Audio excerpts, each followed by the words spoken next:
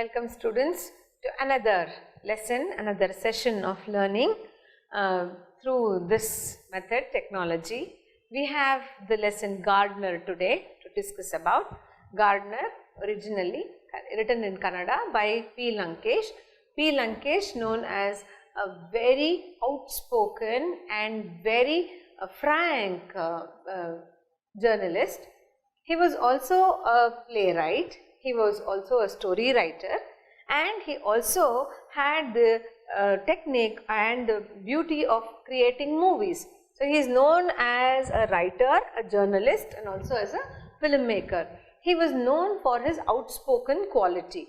He was very harsh, he was very open-minded, and he would speak whatever he felt was correct or wrong. So he had that outspoken quality in him. So he is very well renowned as a journalist first. Born in 1935, P. Lankesh has written various novels and various stories. So his time is considered to be somewhere between 1935 to 2000. The story here that we have today, The Gardener, originally was written in Kannada itself. It has been translated into English by H.S. Raghavendra Rao, one of the lecturers and also a modern story writer. Okay, lecturer come, a teacher come, a writer. The Gardener, it gives us a very good difference between two things that have a very thin difference between them. Okay, the thin difference is explained to us in a beautiful manner, and the difference is the two words are competition and rivalry. Most of us, we have competition in our lives. It has to be a competitive world. If we do not have competition, our life becomes meaningless. But when we take this competition to the extent of rivalry, then life becomes miserable. So we have to see that competition just remains at the competition level itself and does not go to the rivalry level at all. Rivalry is enmity. Competition could be a healthy one also. It's like motivating one another and then going ahead in life, either in your academics or in your business or maybe anything else in your profession.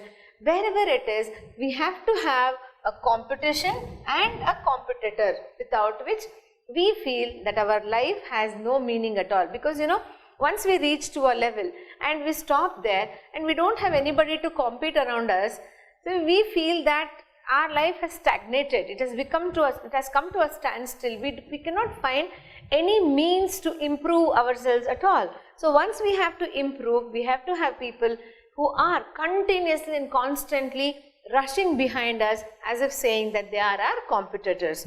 So this one is very essential, and this theme of competition and rivalry is told to us beautifully in the story The Gardener. The narrator starts the story in a kind of vague fashion. He says, see, I don't want to elaborate more things about this, because once we start elaborating, this one loses its meaning. So let me not elaborate too much. And he also says that he got this, he conceived the idea of writing this story the moment he saw a person, and therefore he wanted to write the story off. And he starts the story with the narration, the description of an old man. And that old man, he had strange manners. He was an old man, he seemed to be a gardener, he had newspapers tucked under his arms, and he was very well built. He had a lovely physique, and he, looking at him, the author says that this man could have been a very smart person. So the intelligence was shown on his face. So the narrator, he explains the author explains the gardener in this manner. The gardener, he was an old man, not very old, but he was slightly old. And he had strange manners, because he did not look exactly like a gardener, did not look exactly like an illiterate worker. So there was a strange kind of mannerism in this man, and looking at that person, as I told you initially, there could have been a kind of intelligence in him.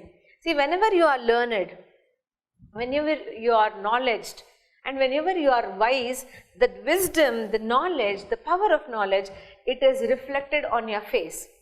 That's correct. That's the reason why people, they just aptly say that the vessels that are completely filled, they never spill over. They just don't spill. They are complete and intact. Only those empty vessels, they make lot of noise. So here, this man also had some kind of intelligence in him. He seemed to have been a learned and a wise person. Children here, the students, please note the difference between knowledge and wisdom. Knowledge is something that you have gained by reading books.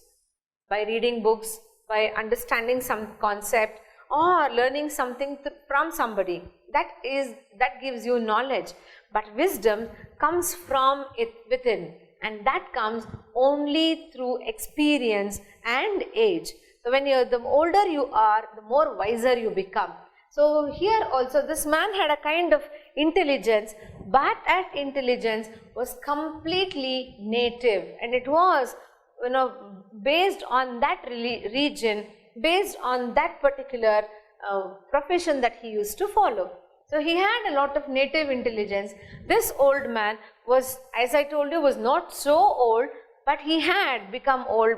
His stature, he was still tall person with a very strong arms because he had been working continuously and regularly in the field. So he had strengthened his muscles and he had a very nice and handsome physique. So he was also hardworking and an honest person.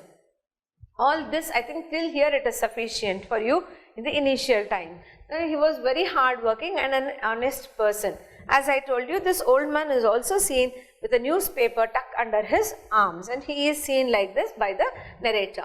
So he was in search of job, and he goes to a landlord, and the landlord, he wanted somebody who could repair his field, repair his farm, and then bring it to our mainstream. And this farm, the workers and the owner's land was terribly thrown into pieces.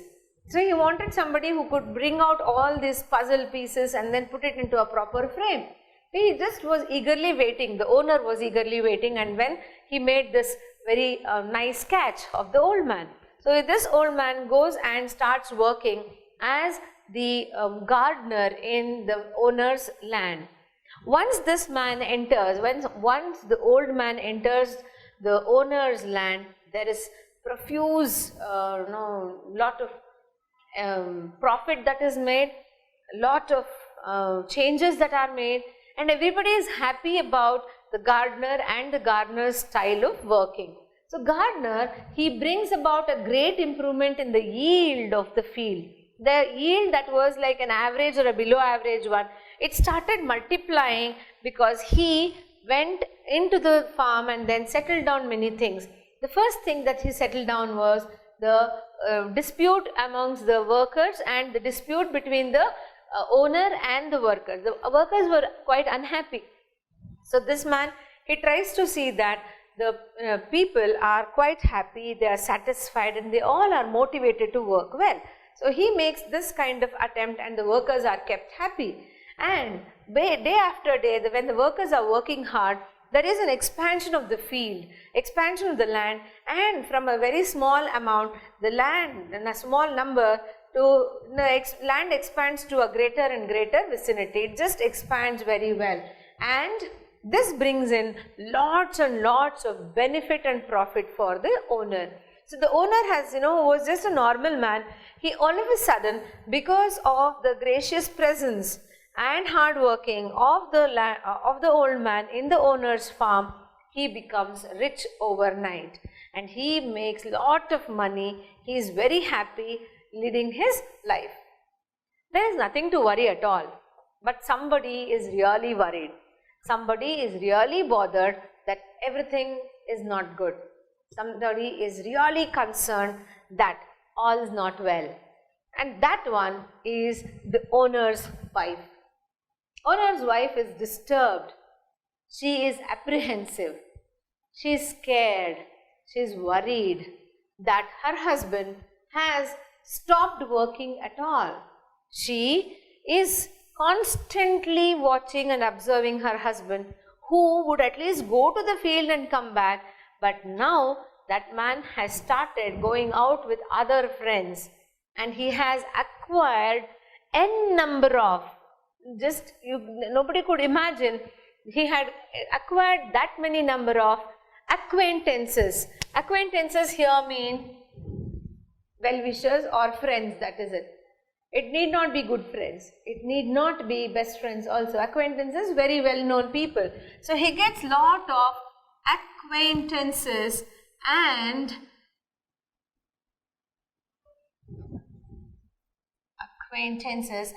he is not at all worried about working in the farm, working in the field. So what this lady is worried is, she wants to know what is wrong with this man. She wants to find out a way out of this bad habit. He has become lazy. He has developed numerous vices, bad habits. He has acquired lot of bad habits. He has gone into adultery, losing one's morality and going out of the way. So he has gone out of the way. He has become very bad, and he is into lot of bad company. So she is bothered, she is worried, she wants to know how to get rid of all these practices that her husband is involved into. So the owner's wife, who is completely disturbed, she comes to this supposed to be very intelligent man. She comes to him, and then she wants to talk her way out, talk her mind out to the gardener. She comes and she wants to tell everything, what her feelings are, what she wants her husband to do, what has been happening in her life, everything she wants to disclose. But the moment the gardener sees his mistress in the land, in the farm, he understands that everything is not at all right with this woman. So he doesn't straight away ask what is the matter. He just makes her quietly sit on the embankment of a well, the wall that is built again on the well. So she is made to sit there, and he gets a fresh tender coconut, gives it to her, and then they both start talking. It also is very peculiar to note about this author, about the gardener, that he also comes and sits next to her. Doesn't sit somewhere down. That's why he has very strange mannerisms, because he is not a born slave, he is not a born worker. So he just comes and sits next to the lady, and then she says, come on, tell me now. I can understand. So it is not like he doesn't give any chance to the woman to talk at all. So he says, I can understand, madam, that there are a lot of problems, there are a lot of thoughts that are going on in your mind. Don't worry, everything will be all right. And then he starts a story. He tells the story of two people, Tammanna and Basvaya. There are other names and all that are given, that only tries to tell us that the gardener wanted to hide his identity. So in the verge of hiding his identity, in the process of doing all these things, he has to give out different names, and by mistake he wants to give out different names, and he says, no, that could not be possible at all. So whenever you have to tell a fact as a fact, it cannot be taken into the fictitious form. Once you take it in the fiction, there can be things that can give out different meaning. So he says, no, let it not be like that. Let us take the two names as Tammanna and Basvaya. So these two, he talks about the two people who are in village and all those things. So this lady doesn't understand. She wanted to talk something else. She had come there with a different intention. But the old man, all of a sudden, he starts saying some story about some Tammanna, about some Sangoji, no, not Sangoji, some Basvaya. And she feels to say, like, why should I bother? It is not my concern at all. Please listen to whatever I have to say. But she respects the old man's age. Giving respect to his age, she just keeps quiet, and she wants the old man to talk. She allows him to talk. The old man continues the story. He says that the two people, Tammanna and Basvaya, they belong to the same village. And in their village, they had 10 acres of land initially. This Tamanna had 10 acres of wetland and he had cultivated many crops in it. It so happened that these two who were friends, gradually they turned into competitors, and because Tamanna had 10 acres of land, Basavaya also bought 10 acres of land. So from there it started, and all their competition started with this kind of buying, Once they bought the land, they also had different group of friends, and these group of friends are horrible, I'll tell you. Groups of friends are more than these two. The friends, they play a very important role either in building your life or destroying your life. The group of friends, so-called followers, they had a rivalry between each other, and therefore they also started putting this competition into a rivalry mode. So they started pressurizing both of them to expand the land.